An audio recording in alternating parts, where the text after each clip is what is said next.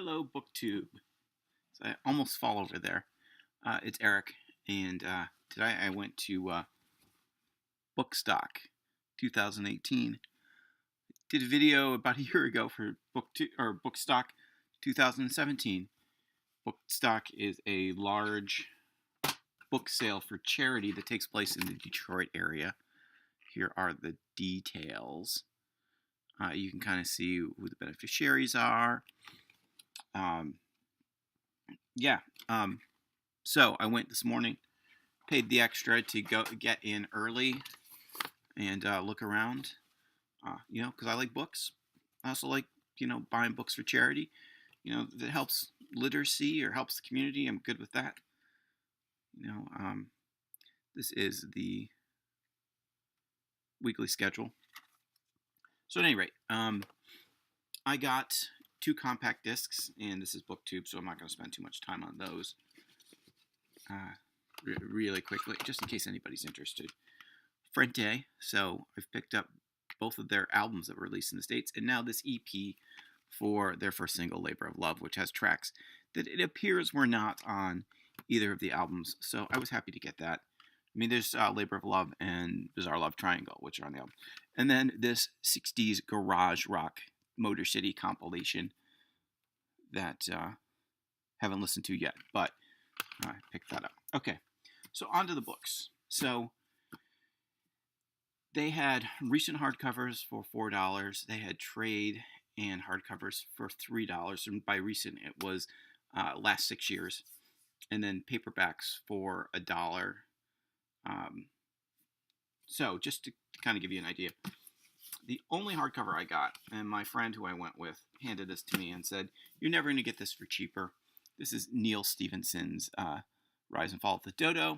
I have read Snow Crash, and that's really it. And he keeps pushing me to read more Stephenson. It's not that I don't want to, it's time, which is why most of us don't get to most books we want to read. But now I have it, so hopefully I will get around to reading that sometime in the very near future. No shock if you've been watching my videos, a lot of what I found and picked up today is going to fall into the categories of mystery and crime and paperbacks from hell.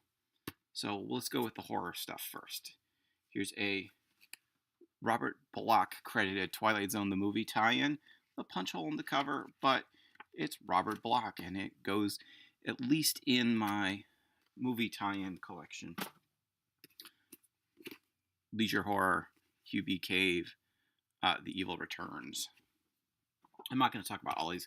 Paul F. Wilson, who I have a bunch of books by. I haven't read any. I don't believe I have this one. And I kind of love that cover, so I grabbed it. Richard Lamont. And, I don't know where these stickers are coming. Oh, those are from the same place. Anyways, Richard Lamont, Midnight's Lair. This is a zebra suspense. But, he's a horror writer. And this is pretty big font, and it's like 300 pages, so I'm sure if I wanted to read this, it's not going to be that long of a read. I found a couple of copies of this in the last year. This was heavily featured in Paperbacks from Hell, and what's this? It's a, it's a subscription envelope for Playboy magazine, of all things. Is there a date on this? $16. I have no idea when $16 would get you a subscription. So at any rate, found a couple of copies of The Auctioneer, which I know was featured heavily and recommended heavily by Paperbacks from Hell. So I've had one that I gave away, and this is my second copy, so now I've got a reader copy, and probably one to pass along. Looking forward to getting into this sooner rather than later. This month I am trying to make it through some of my Paperbacks from Hell. Maybe I'll get to The Auctioneer. We will see. To the Devil a Daughter, a black magic story. 70s satanic stuff. That's a great cover. So I grabbed that. Nevermore from St. Martin's Press. And William Hortzberg wrote Fallen Angel, which was made into the movie Angel Heart. And that's one of the books that I've been meaning to get to. So I picked this up, and this has Arthur Conan Doyle and Edgar Allan Poe, Houdini. So yeah, that looks kind of interesting. This is the Del Abyss book that I picked up. This is Brian Hodge, Darker Saints. It says, Zombie. The rain beats down on hot New Orleans streets. Derelict staggers, no longer a man, but an empty vessel poured full of voodoo. Okay, that's going to be kind of cool, I hope. I'm going to scratch my face off camera here. Okay. Brian King's The Conqueror Worms. This is in great shape. This is another leisure fiction, but look at that cover. Come on. One day, the rain just didn't stop. As floodwaters slowly rose and coastal cities and towns disappeared, some people believed it was the end of the world. Maybe they were right. But the water wasn't the worst part. Even more terrifying was what the soaking rain drove up from beneath the earth. Unimaginable creatures, withering and burrowing and devouring all in their path. What hope does the already devastated mankind have? Okay. Primeval. This is a anthology of from the late 80s horror stories. Stephen King, Clive Barker, David Morrell, the author of First Blood, Ramsey Campbell. The back here, I just want to point out Thomas Ligotti, who is a local Michigan author. So I'm looking forward to checking that out. Next up, and I'm trying to batch everything together. Wet Work from Jove Horror. The most epic acclaim novel of terror since The Stand. Sure, I'll give it a shot. Hellborn. Love that cover. From the author of The Howling. Astrogoth is risen from the sulphurous nights of centuries. He has returned. He will have his bride. He will level the earth. He is Hellborn. Sorry, I can't think of some witty pop culture reference to make. Gary Busey is. I don't know. Yeah, this one was all about the cover and the title. From BMI Books. It does say horror there on the spine. The Lake. I gotta get the sticker off. By R. Carl Largent. No idea. That's based on the cover one. All right, what else we got here? Cradle Song by Jessica Palmer. This is a pocket horror. Just love that cover. How cheesy is that? Yep. All right. I should have organized it a little better. My apologies for that. Do I have any more horror novels? Okay. Maybe the scariest thing I picked up. Maybe I'll save that for last. You know, that's a way to tease everybody, isn't it? Yeah. We'll go with some of the crime stuff next. So, a pair of supernatural detective novels. Robert Morgan, although if you look at the copyright, it says C.J. Henderson. Yeah, I'll check these out. They're from the early 90s. Bill Pronzini, Nameless Detective, Bones. I have a bunch of these. I don't know if I have this one or not. But if I see them in decent condition, I pick them up. Arthur Lyons, number 3 with a bullet. I picked up another one of these recently, and it's an owl mystery. It's got a record and a guitar on the cover, and they talk about Sam Spade, Philip Marlowe, Lou Archer. So, sure, why not? Check that out. I don't do a lot of cozy mysteries, and I've talked about B.D. Borton before, but I found Cat Caliban number 1, so I grabbed that. I like that stuff. This looks like Men's Adventure, and it's a number 3. I've never heard of it, so sure. George V. Higgins, Wonderful Years, Wonderful Years, Wonderful Years, Wonderful Years. Zebra, he of the Friends of Eddie Coyle fame. What else we got here? Okay. This is a book I read way back when, and I'd totally forgotten about, and it's probably not good, but whatever. Hunter's Fire. This is an After the Bomb book. The bombs have dropped on America, and the nation lies shattered, wide open to Russian invasion. Yeah, this is from like 1987 or something like that. 89. I remember the title.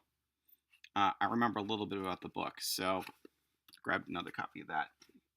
Mine went away years and years and years ago.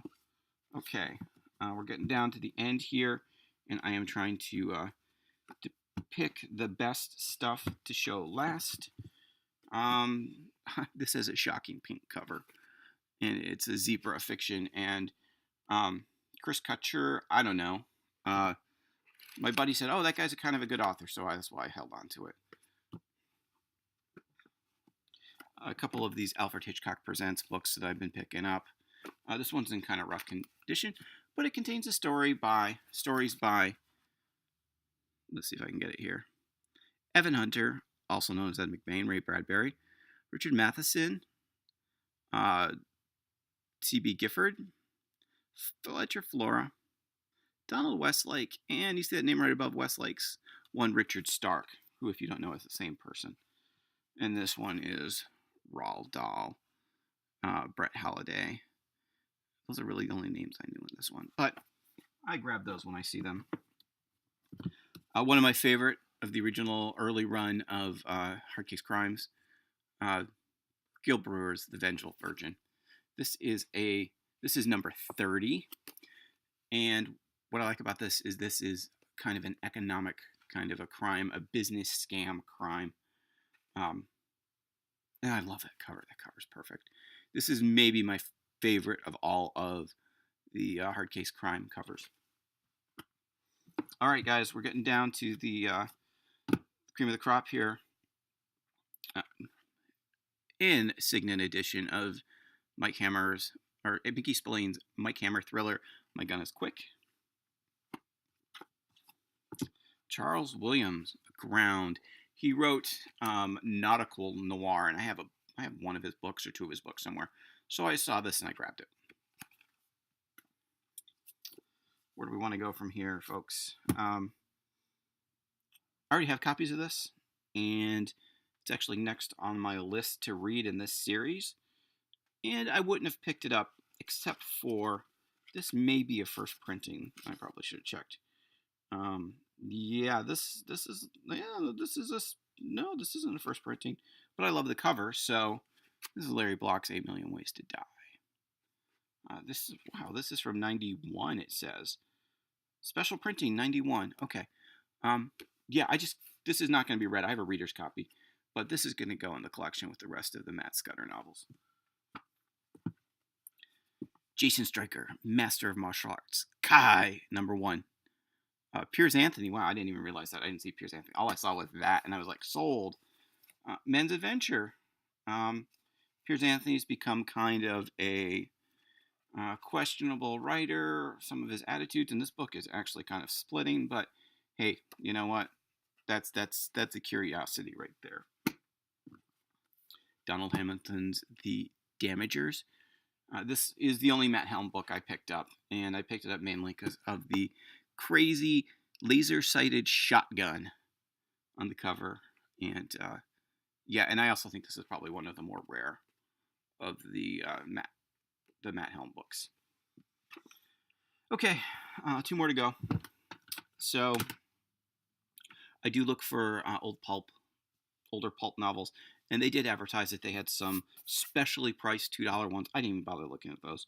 But digging through the boxes under the table, I came across Violence is My Business by Stephen Marlowe. This is a Chester Drum novel. I've only read one Chester Drum, and I enjoyed it, and I'm always on the lookout for more.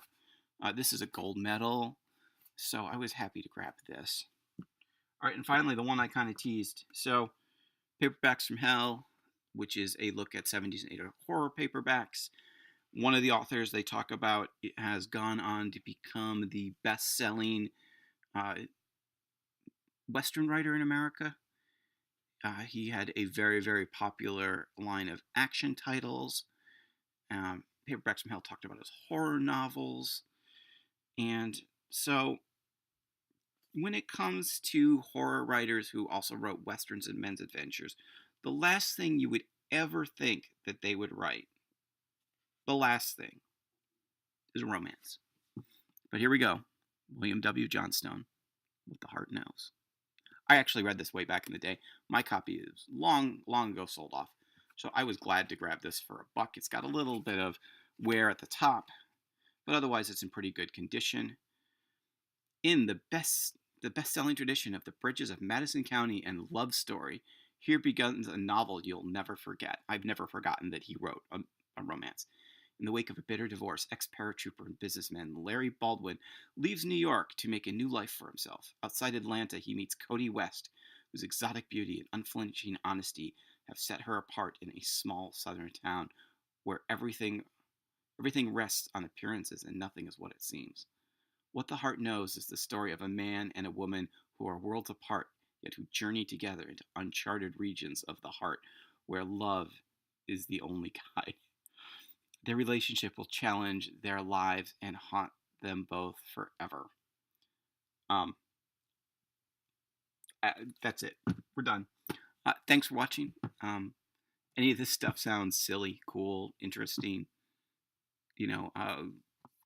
what the hell?